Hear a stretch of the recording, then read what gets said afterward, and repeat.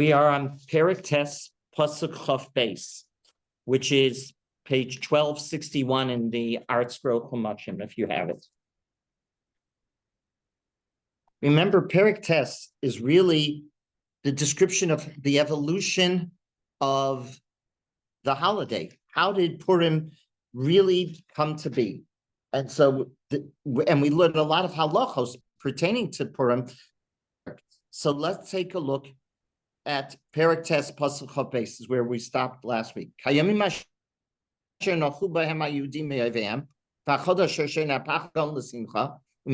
the Yom Tov lasosam yimei mishtev simcha mishloach manos ish l'reyu umatanos le'evyonim. As the days on which the Jews gained relief from their enemies, and the month which had been transformed for them, from one of sorrow to gladness, and from mourning to festivity, they were to observe these days as feasting and gladness, and for sending delicacies to one another and gifts to the poor. The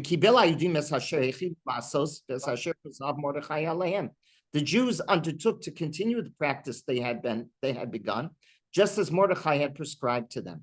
For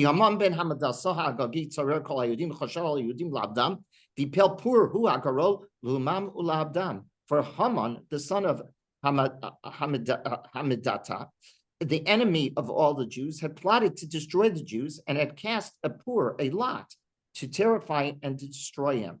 But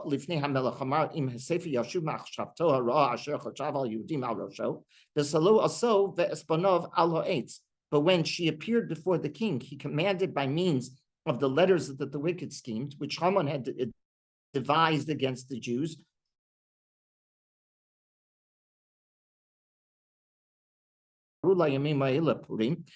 we call this holiday Purim, al Shem HaPur, because of the lot, right? Al Ken Kol Divrei HaIgeret Hazot, Uma Ra'u Al Kacha Uma Higida Aleihem. Therefore, because of what was written in this letter, and because of what they had experienced and what had happened to them, Kimu v'Kiblu HaYudim Aleihem v'Alzaram v'Kol HaNeviim Aleihem v'Lo Yavo Liyososim Shnei HaYamim v'Ela Kichtavam v'Chizmanam v'Chol Shana v'Shana.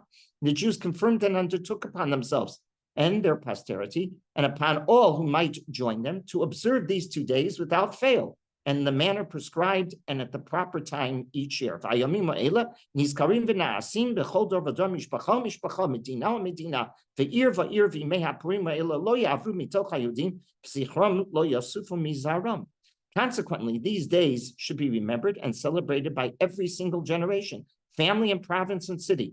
And these days of Purim should never cease among the Jews, nor shall their remembrance perish from their descendants. As kol tokef l'kayem as igeres hapurim azos hashenis.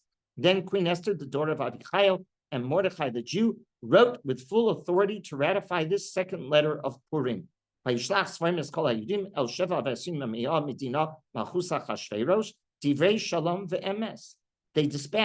and when dispatchers were sent to all the Jews to the 127 provinces in the kingdom of Ahasuerus with the words of peace and truth.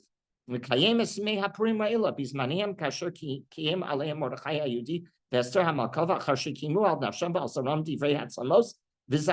to establish these days of Purim on their proper dates, just as Mordechai the Jew and Queen Esther had enjoined them, and they had undertook upon themselves and their posterity the matter of the fasts and their lamentations.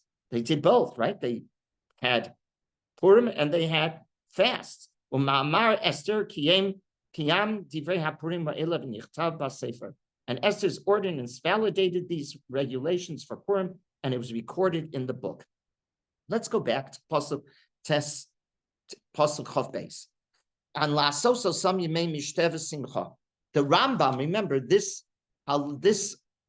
Perek is so important, for it tells us the evolution of how we came to this holiday. And the Rambam in Hilchos Megillah, Perek Beis, Halacha Yudzayin, Hilchos Megillah is with Hilchos Chanukah in the Rambam. 2 chapters devoted to Megillah, 2 chapters devoted, relatively small. So the Rambam in the 2nd chapter, Yudzayin, makes a remarkable comment about celebration of Purim. He says that it's better for one to use perform matonos le'evyonim than to do any of the other mitzvahs. How many mitzvahs do we have on Purim? We have here in the Megillah, we have Mishloach Manos, we have Sudas Purim, and we have matonos le'evyonim. Forget about Mishloach and Sudas Purim, if you will. Those aren't the important halachos. The important halacha, as he calls, as the grander joy of the day, is matanos le'evyonim. What is he talking about?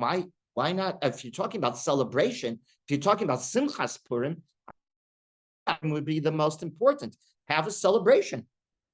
Rambam said, matanos le'evyonim is the grander joy. That is the way you should use your resources more on matanos le'evyonim on any other mitzvah. It explains the Rambam is consistent in his view because the Rambam says matanos le'evyonim. How does he know that? Because in Hilchos 6th chapter, the 18th halacha, the Rambam writes about the mitzvah. Every Yom Tov we have a Simchas Yom, Samachta b'chagecha, and the Rambam writes, as he eats and drinks, he must feed the convert, the orphan, the widow, together with the poor. But one who locks the door to his home and does not let these people in, this is not rejoicing of a mitzvah, but it's rejoicing of a stomach. That's what he's rejoicing. In other words, you want Simchas mitzvah, it's to give to the poor. In other words, the mitzvah of Suda is very important. The mitzvah, if you want to manifest a true simcha, make sure that the poor are able to celebrate Simchas Purim, and that's why we say matanos le'evyonim. How much should you give? You should give enough so that two evyonim, two poor people, will be able to celebrate Simchas Purim in beautiful fashion. That's what Purim is all about. Umatanos le'evyonim, the Rav notes that the pasuk documents the continuation of the evolution of Purim. Go back to pasuk Yutes in this chapter. Al kena yudim ha'prozim ha'yoshvim b'arei ha'prozot osim 14 l'chodesh Adar simcha u'mishteh v'yom tov u'mishloach manos ish l'reyehu. What's missing in that pasuk? That's the evolution of the holiday. The Rav notes back in pasuk 19 in pasuk Yutes, the mitzvah matanos le'evyonim is clearly absent from the description of how the holiday was being evolved. We have a yom, we have mishloach manos, but we don't have matanos le'evyonim.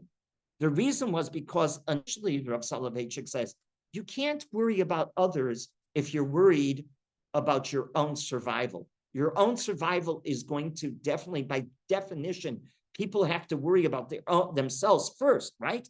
And initially the Jews were very concerned about their own survival at the time. We lived in unwalled cities for all intents and purposes, and we felt very uneasy that Haman and his followers were going to destroy us. We were very vulnerable. Therefore, at that stage, we were just celebrating, Rabbi Soloveitchik says, our own survival. Now, however, the next stage of the Yom Tov is being reflected, is being manifested, and there's another new stage of Purim's evolution, and that is to create a sense of solidarity between all Jews together. To explain this idea, the Rav notes that we have a word, mishloach manos, each, what's the next word? L're'ehu. L're'ehu is associated with the mitzvah of mishloach manos. He explains that the Torah uses two words for a fellow Jew. Sometimes it's re'ehu, sometimes it's achicha. Sometimes the Torah will say your brother, sometimes it will use re'ehu. And the Rav explains that the Torah usually uses re'ehu when it talks about civil law and disputes. I have a re'ehu, I have a person I'm in a civil law and a dispute against. That's a neighbor. Re'ehu is my neighbor. Is always used, the Rav notes, when it comes to tzedakah, which this mishloach manos ish l're'ehu is not tzedakah, right? So, but achicha is always used by tzedakah. Never does it say give your neighbor money. It's called, your neighbor is called your brother. The reason was re'ehu refers to something transient, something that does not endure. Brotherhood is the opposite. Achicha is a bond that came biologically from the past, and it makes us feel that we have a future together as well. The mitzvah of tzedakah is teaching us that sense of solidarity. It's not my neighbor only, it's my brother that I have to take care of.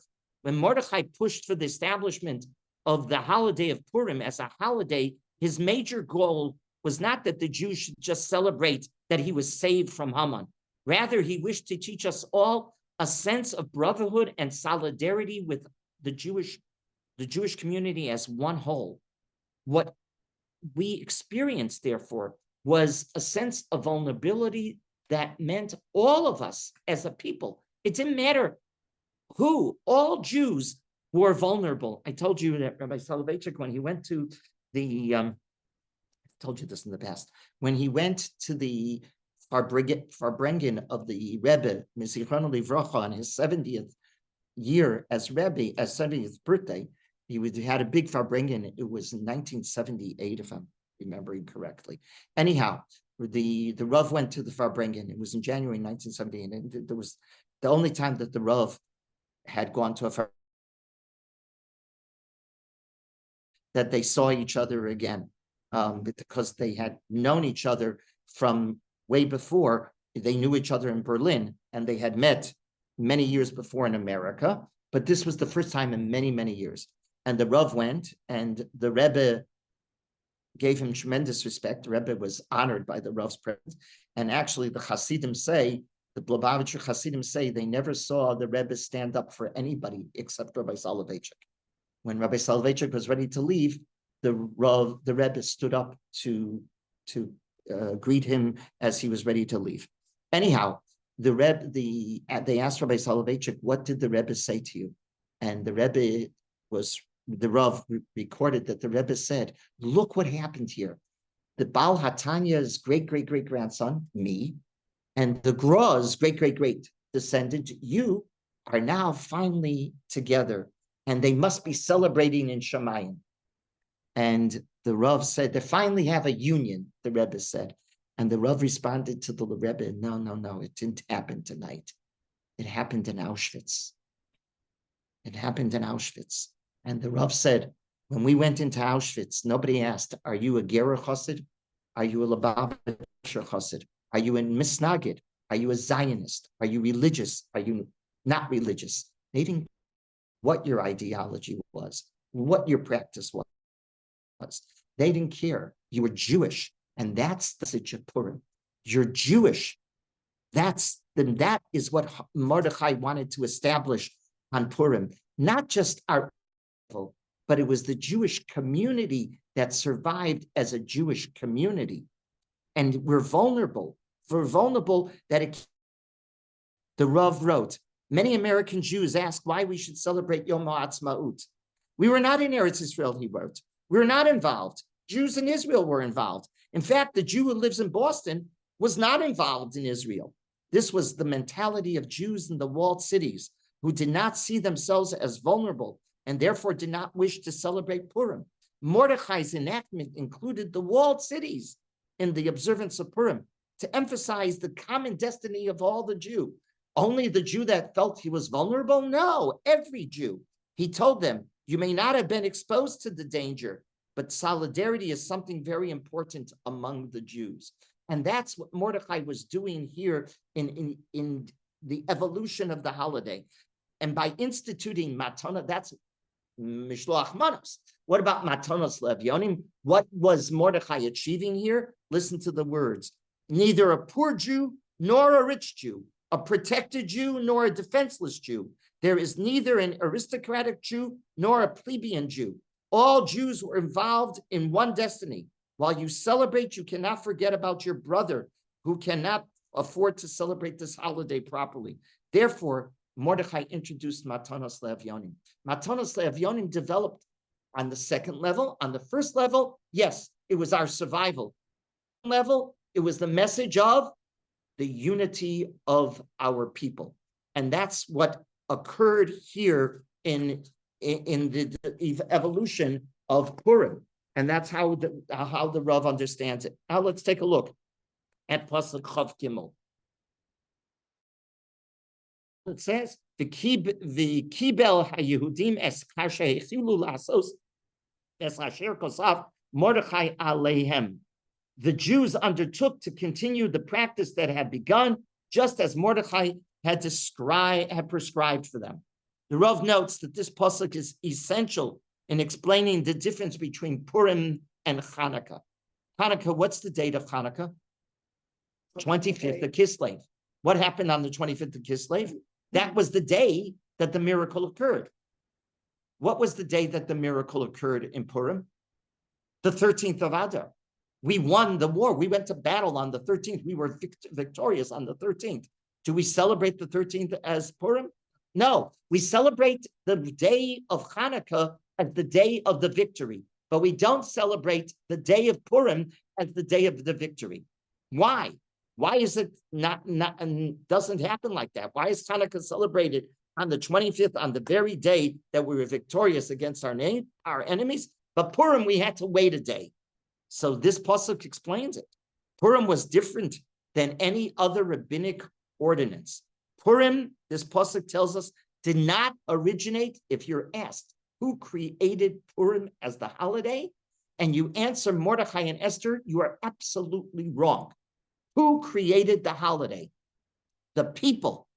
The people. The source of Purim happened on a spontaneous celebration of the people. Mordechai developed it, but who created it? The people. That is why they had to wait till the 14th, the Rav says. This pasuk explains it all. Why did they have to wait? Unlike Hanukkah, the Hanukkah was on the 25th, which was the day of. When was Hanukkah created?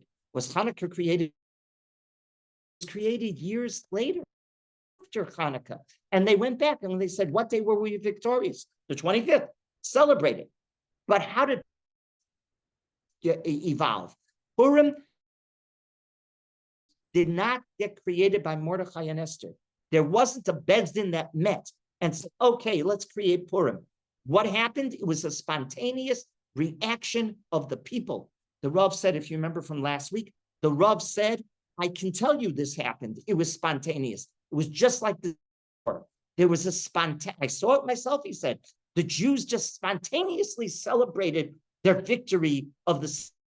Nobody had to declare anything. It was a spontaneous declaration, a spontaneous manifestation of celebration.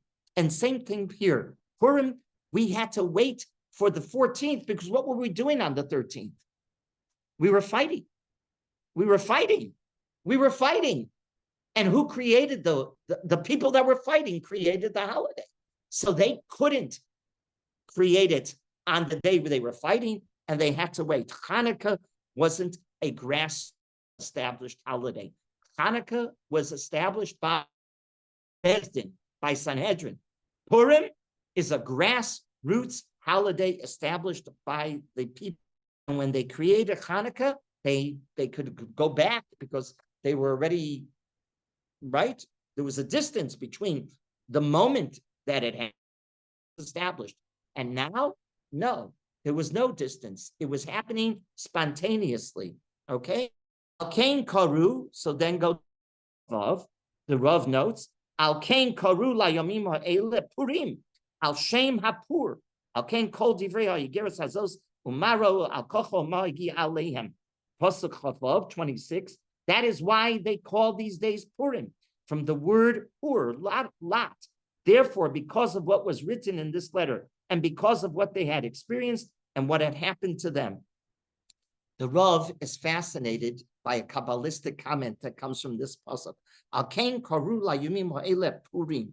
Purim is very comparable to another holiday in the sound of the word, Yom Kippurim. It sounds like Chav Kippur, right? Yom Kippurim. Yom Kippur is like Purim. It is? That's crazy, and that's a crazy idea. Purim and Yom Kippur are literally the opposites. Purim is a boisterous day of celebration. Yom Kippur is the ultimate solemn day of introspection. How can they be even mentioned in the same breath, in the same sentence, let alone be compared to each other? And the answer is explained by this pasuk. What happens on Yom Kippur? How can we have a Yom Kippur? Purim teaches us that life can change by like the flip of the die. Everything can change keheref ayin. It can change like the flip of the dime. And exactly what's happening. One day we feel totally secure. The next day, out of nowhere, what's a poor? A lottery. Out of nowhere, our luck changes and we're threatened with annihilation. Our destiny, even though we have free will, is totally not in our hands. We have free will, but do we choose which family we're born into? Which community we're born into? The environment we're born into? No, there are many impacts upon the person. It's like poor. It's all like you have free will. We believe in free will. On the other hand, how does HaKadosh Baruch Hu forgive us, if you will, for all of if you did something wrong, you should get a patchin upon him, right? Why should there be a Yom Kippur when you can change all that you did wrong to a positive? And so Rav Soloveitchik says that's the idea. Yom Kippur, Kippur. HaKadosh Baruch Hu forgives us because he realizes a lot wasn't in our hands. A lot was like the lottery. Did we choose where we're going to be born? When we're going to be born? Who's our parents? Which community? What is our situation? No. Because of these factors, just like Purim, the lottery, so our life is like a lottery, and therefore we have a Yom Kippur when HaKadosh Baruch Hu gives us an ability to change the direction. That's when our free will really serves. In other words, the Kabbalists were explaining how Yom Kippur works. It doesn't make sense that we should have a Yom Kippur. You did something wrong, get patched. You did something right, get rewarded. What's this? You can change your whole direction on one day on Yom Kippur, because Yom Kippur is philosophically Kippur. Into account that you and I, don't have everything in our control. It's like the life of Purim. That's our lives. Our lives are like everything can change. Keheref ayin, by the right, an eye. Everything that's going on. We wake up in the morning. Do we really know how the day is going to evolve around? We make plans. We have our whole day outlined for ourselves. Do we know? No, it's Kippur. It's Kippur. That was the message that the Kabbalists were explaining when it said Yom Kippur Kippurim. Next pasuk, go to pasuk Chav Ches. So now the evolution of the holiday. These days, consequently, these days should be and celebrated the chol dor v'dor in every generation. How are they to be spelled celebrated? Read carefully. Mishpacha u'mishpacha, Medina u'Medina, ve'ir ve'ir, v'yemei ha'toch hayudim, zichram lo. Are they to be celebrated by province, city by city? And these days of Purim should never cease among the Jews, nor shall their remembrance perish from their descendants, which, by the way, is the tradition. After B'Yemos HaMoreh, one holiday that will remain, not Pesach, Purim will remain. Purim is the essential holiday of realizing the vulnerability of the human being. We are so vulnerable that everything can change, keheref ayin. But how are we obligated to celebrate this holiday? And this pasuk is essential in understanding the evolution of the holiday and halachically the evolution of the holiday. Everyone we're told is obligated to hear the Megillah and celebrate the Purim. That's what we're being told in this pasuk. The Tosefta, followed by both noted that a freed slave, an Even Meshuchrar, a freed slave, that means a non-Jew who became an Eved Kanani, when he freed, he becomes Jewish. And then when he's told, while he's free, while he's a Eved Kanani, he's not considered like any Jew. He's not at all. It's only, the Rambam says, an Eved Meshuchrar would have to listen to the Megillah and he would celebrate Purim. The Rav wondered, why would the halacha be different when it came to a slave on Purim and that he has to be freed? What's the halacha teaching me? A freed slave has to celebrate Purim. Freed slave doesn't. All non-freed in the same halacha, the same category as a woman. If a woman's obligated, then an Evid's obligated. We know that.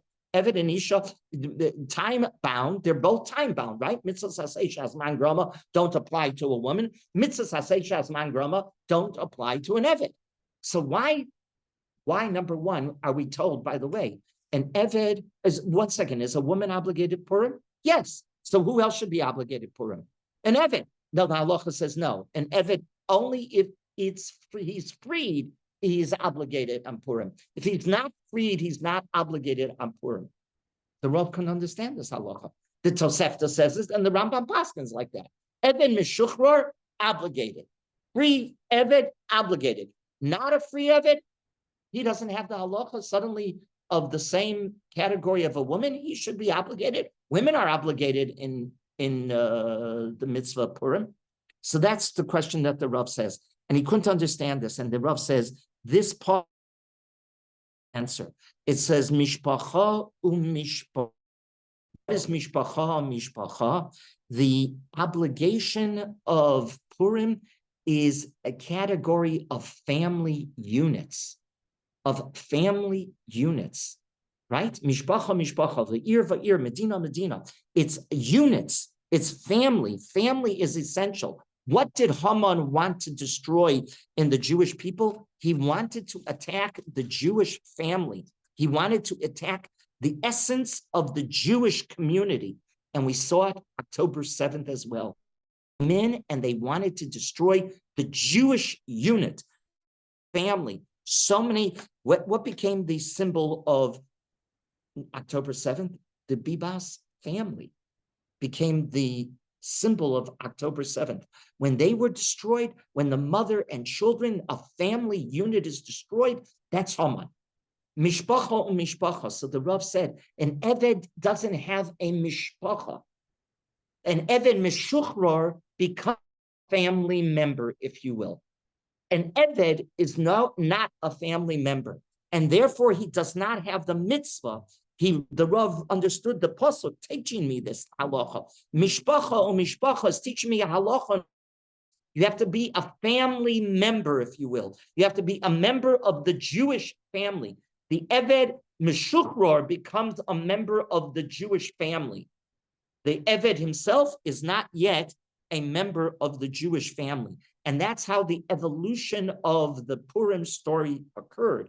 It really was all about the Jewish unit called the Jewish family. It was a celebration of the survival of the Jewish family. Many, many years ago, I think I told you this, but it's worth repeating. Many, many years ago, Rabbi Wein, when he was rabbi in Florida, Miami, Florida, he used to have the tremendous Talmidei Chachamim, like the major rabbis in the East Coast would come down to Florida during the winter, to January, February. And he had Rabbi Kahneman from the Panovich came down, and the Satmar Rebbe, Zichron Livracha, came down. He Rav of the major shul in Miami Beach. So he had the opportunity as a young Rav to meet these major rabbinic figures. A whole description, he wrote up a whole description of his relationships with these rabbis. And Rav Kahneman and from the Panovich, he said the following to him. He said, I want you to do the following for me. I want you to establish a parlor meeting I told you this, right? A parlor meeting among the youngest families in the shul, the 20s and 30-year-olds. I want you to choose the house of the most popular of the families. And I want everybody invited.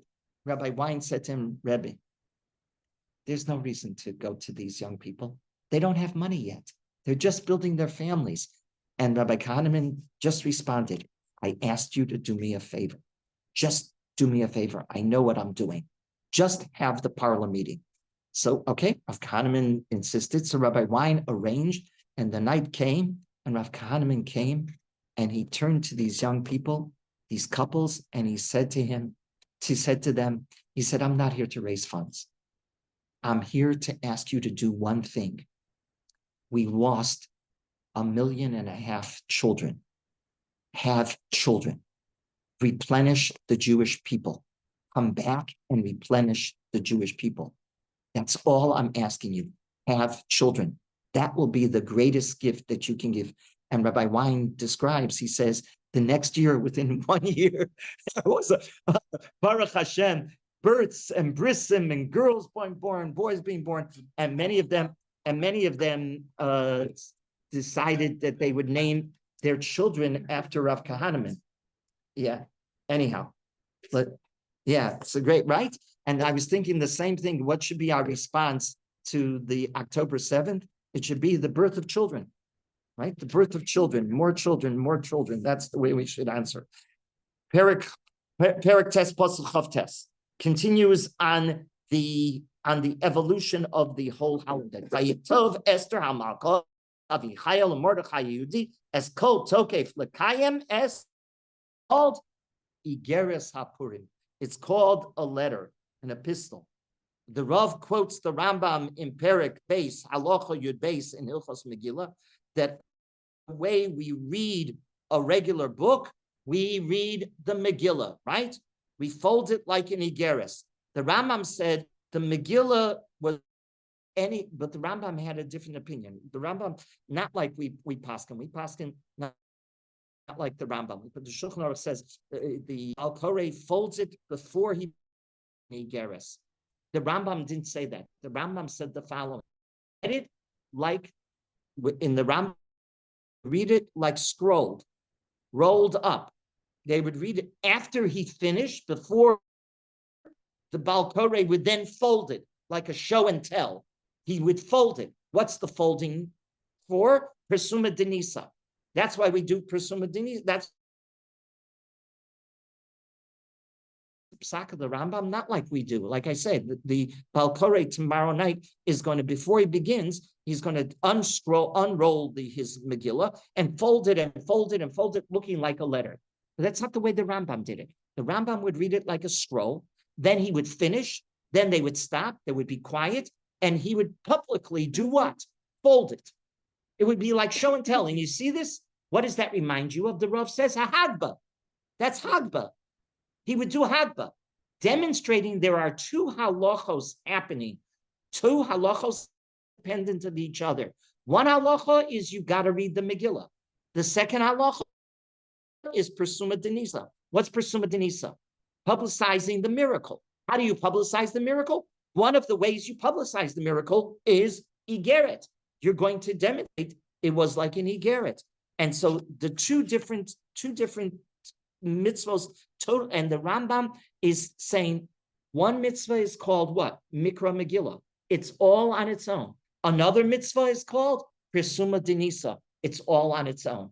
It's unique to the Rambam's Shita. We do not paskin like the Rambam, but you have to understand the Rambam. The Rambam is thinking it's like a Hagba. Like, here, look, see, right? That's Persuma Denisa. That is a publicizing the miracle, right? Okay. We say no, we should read it. Reading should have a Persuma. And it says, L'kayim es igeres hapurim hazos hashenis, right? To do what? Chavtes, with the full authority to ratify this second letter of Purim. Esther was motivated. Esther had a goal. What was her goal? Esther had a goal to do what? That the Megillah shouldn't be just outside. It should be part of Tanakh. It should become part of the canon. She wanted to confirm that this letter that she had written would be elevated to the stature of not only an Igeres, but it would become a Sefer Tanakh. This is also what it meant back in Pasuk Chav Zayin. Pasuk Chav Zayin, go back. Kimlu v'kiblu ayudim aleim v'alzaram v'al neviim aleim v'lo ya'avor liyos osim eshnei ayamim ha'ela kich tavam v'chizmanam b'chol shana v'shana. What's Kimlu v'kiblu? What is that? all. Kiblu means there was a ratification of the people. The people were ratifying the story. The story is being told. Yes, that's exactly what happened. The people said, yep, she got it right. She wrote it exactly, the veracity and accuracy of what she wrote. Who endorsed it? The people. Kimu v'kiblu, the people. We were there. She captured, happened. Everything that book is verified, that it's accurate perfectly. And they endorsed its importance. And then and she said, that has been ratified. Everything I've written is ratified as accurate. She turned to Chazal to say, I want you to elevate this to a Sefer Tanakh. It's the highest elevation that any story can ever get.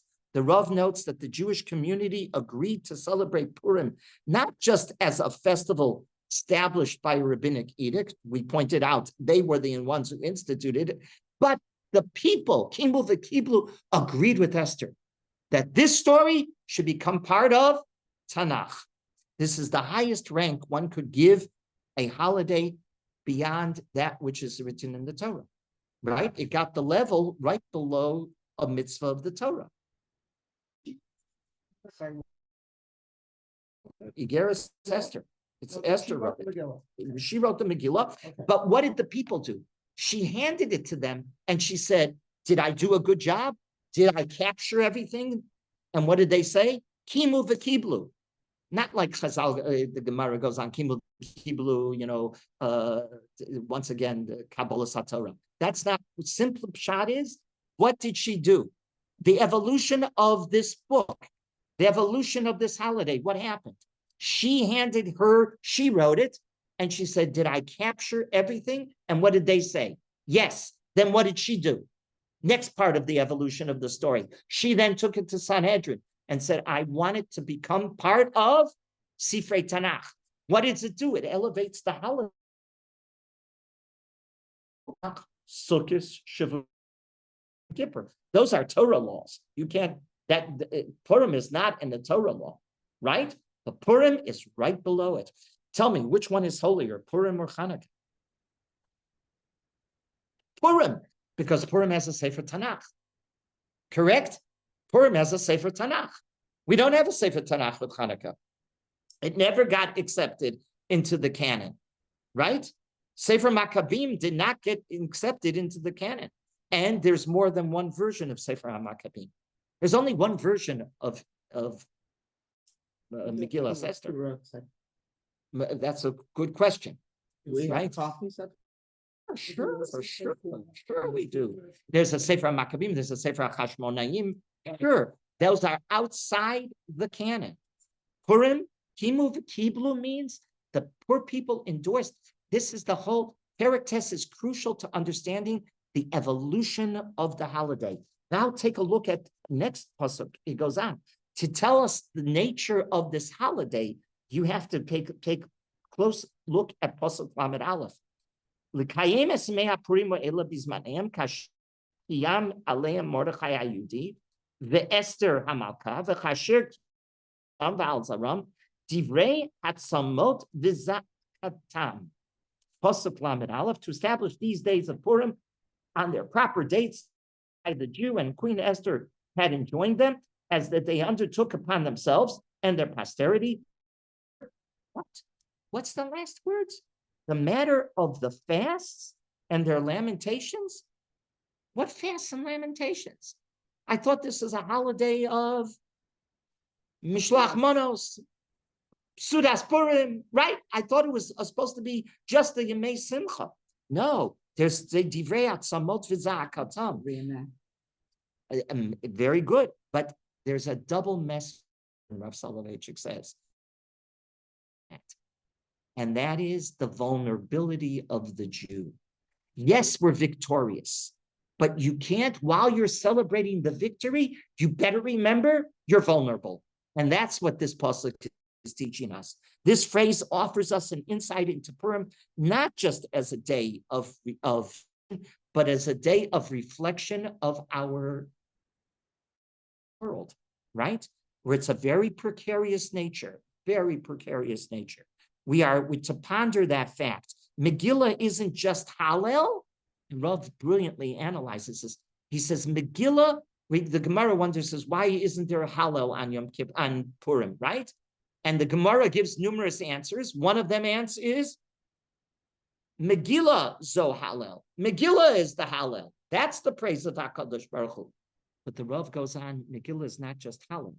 Because if it was, we begin the Megillah from Perek Vav. We begin from chapter 6, right? That Achashverosh, wasn't able, Melech Achashverosh wasn't able to sleep, right?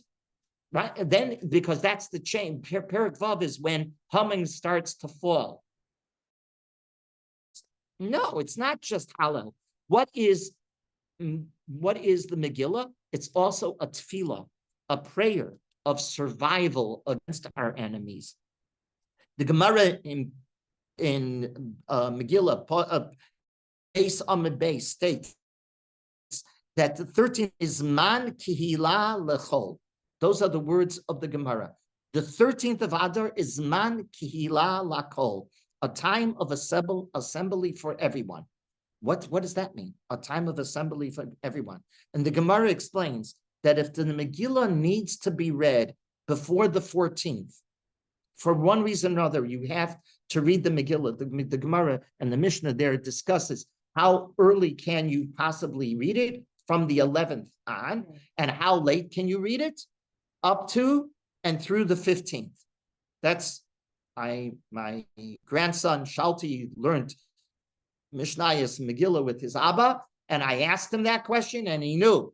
Shalti, how early can you read Megillah? How is the earliest date? And Rabbi Mahler tested him. And I said, Rabbi, test my grandson. And Rabbi Mahler asked him, Shalti, how early can you read the Megillah? He's right. 7th is the earliest day. And how late?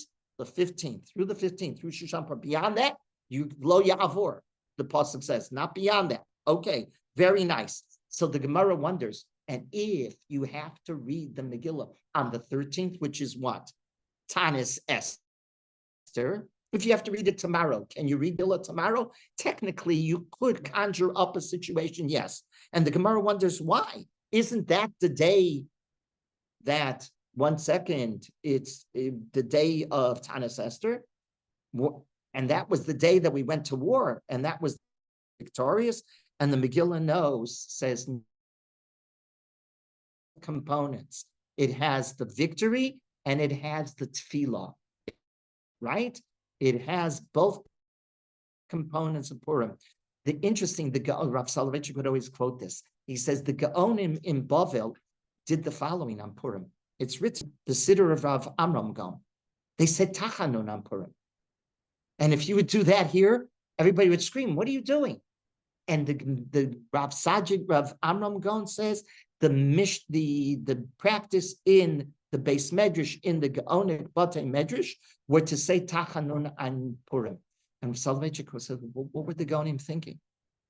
What's the answer? They realized the vulnerability of the Jew, right? He's vulnerable. He's in a precarious situation. Purim is a funny holiday in that sense. It's not just victory. You better take a step back and realize, yes, on the one hand, you're celebrating victory, but on the other hand, you realize on the drop of a dime, everything can change.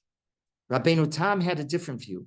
He says that the assembly, the assembly date is Tanis Esther for that very, very reason, if you will. That very reason, I should say the same view. He feels, I'm sorry, I said a different view. He has the very same, it is Tanis Esther, and it's for that reason that it's a document of distress and supplication and victory and celebration. It has both. Okay.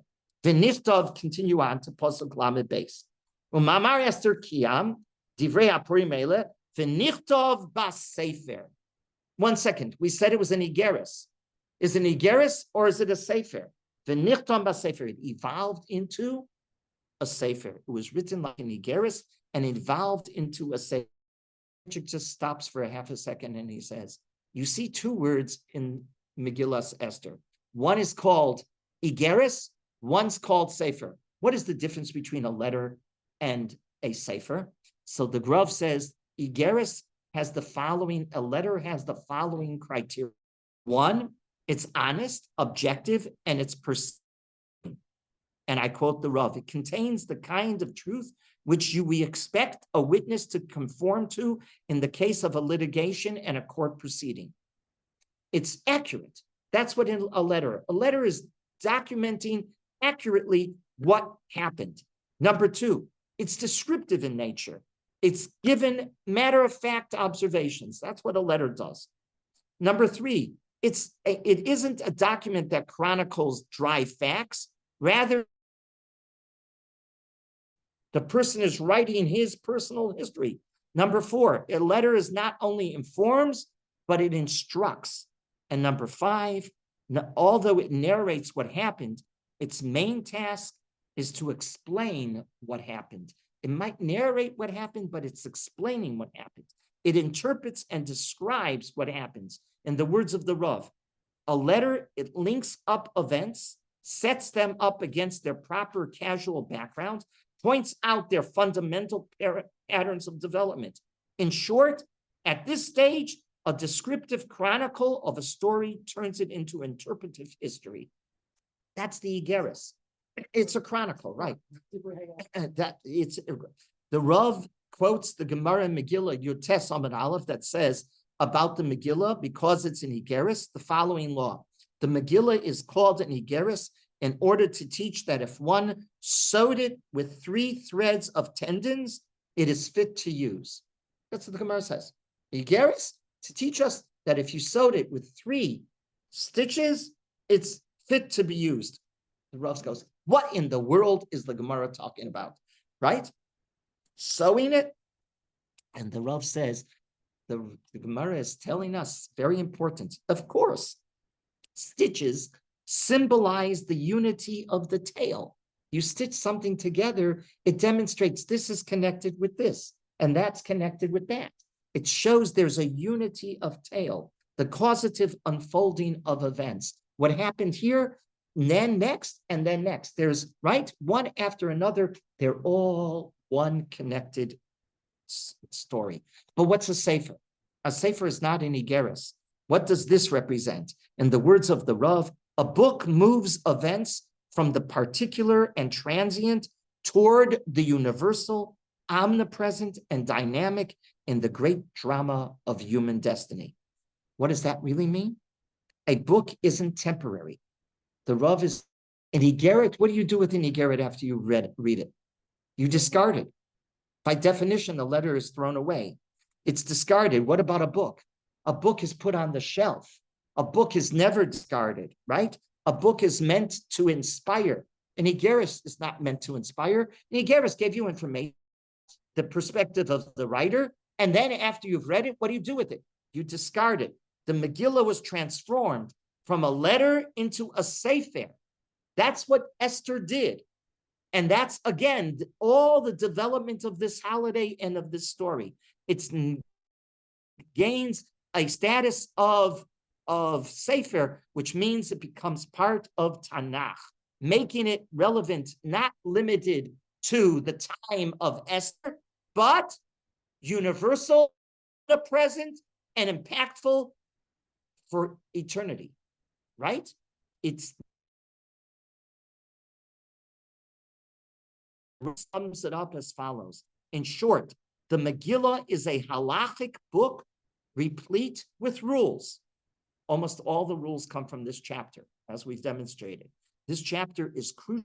The Megillah is a halachic book replete with principles, with criteria that should guide us as human beings and Jews participating in the unfolding of the great historical drama in general, and our unique national destiny in particular.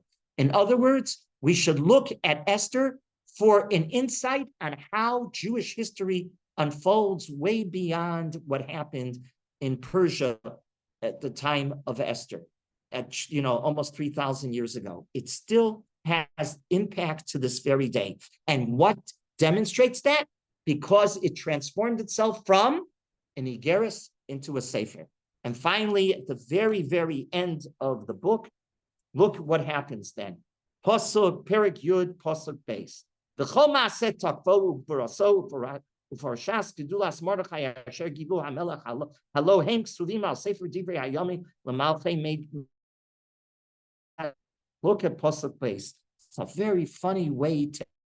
He says all his mighty and powerful acts and a full account of the greatness of Mordechai, whom the king had promoted, are recorded in the book of Chronicles of the kings of Madai and Paras.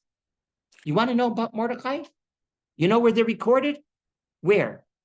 In the Chronicles of Madai and Paras. Every king had chronicles. You want to know more about Mordechai? You're not going to find it here. And Rav Soloveitchik says, that's the way to end the Megillah, right? So the Rav stops and he says, let me ask you a question. What do we know about Mordechai and Esther before their life in the Megillah? Zilch. Zilch. We know nothing. We know nothing. What kind of life were they living before? We know nothing. What kind of life after the Esther story ends? Do we know anything of where did Mordechai go? What happened to him? What happened to Esther? We know nothing. And the Rav says this pasuk is a moral lesson about Jewish leadership. It's unbelievable. He understands this for all times, a moral lesson. He says this is the most important pasuk morally in the entire book. The true Jewish leader is destined for her or him, his or her job, to leave the stage of the history as an anonymous human being. You're not here for your ego. You're here to do a job. Mordechai and Esther, we have their story here. Before, after, that's unimportant. That would be feeding their ego. And their ego, you want to know more about them? You'll find them in the Chronicles of Madai Uparas. They feed the ego. We don't feed the ego.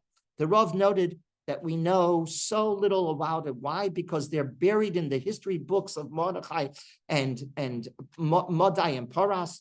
They represent the highest form of sacrifice that the Jewish leader is expected to do. As soon as she or he completes the mission, they vanish into anonymity. Vanish into anonymity. And that's the way the book ends. You want to know more about Mordechai and Esther were important for what reason? This story and this story. That's all. That's all I need to know. We weren't famous for writing biographies. So the Medrash fills in a little bit. Yes, of course. But right, the Medrash, but not the text itself, right? We're not good at filling in biographies. Who don't we know anything about? Who we should know more about? Avram, right? We don't know where he came, really what his life. Well, yeah, the Medrash, but without the Medrash, we know so little. What happened beforehand? We don't know. What happens after Sarah dies? We really don't know. Not much, right? We know he had a job and he did the job. And then what was his destiny? Anonymity. That is the sacrifice that the Jewish leader has to experience. And that's how the semester is ending as well. So the Rav sees Perek Tes as a very important Perek.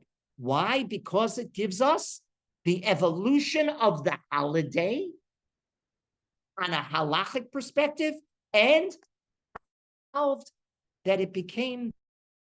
So 2 points. Number one, who holiday? The people. It was who initiated the holiday? The people. Who initiates Hanukkah? Chazal. Who initiates Purim?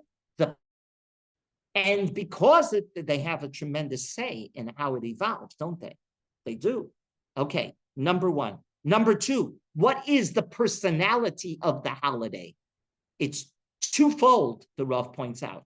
It's a celebratory one of victory, and what else? It's a Yom Tefillah. It's a Yom Tefillah that we should always be victorious against our enemy. And we shouldn't think that their enemy is not going to attack us again, right? What's the second bracha that we're going to say over the Megillah? She'asa nisim la'avosenu bayamim ha'hem pazman hazeh. That is the message of this chapter.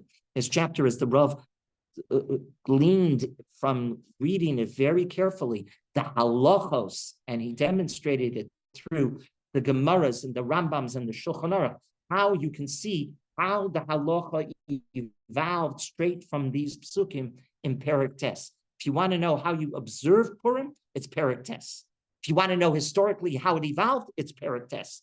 Perek Aleph through Ches is what? Is the story itself. Perek Tes is not the story.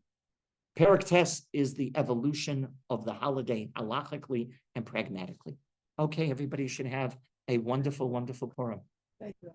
Why is it still? Oh, next week we are going to we're going to go to Haggadah.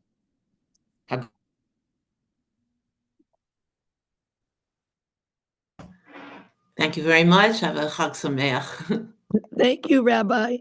Chag Sameach.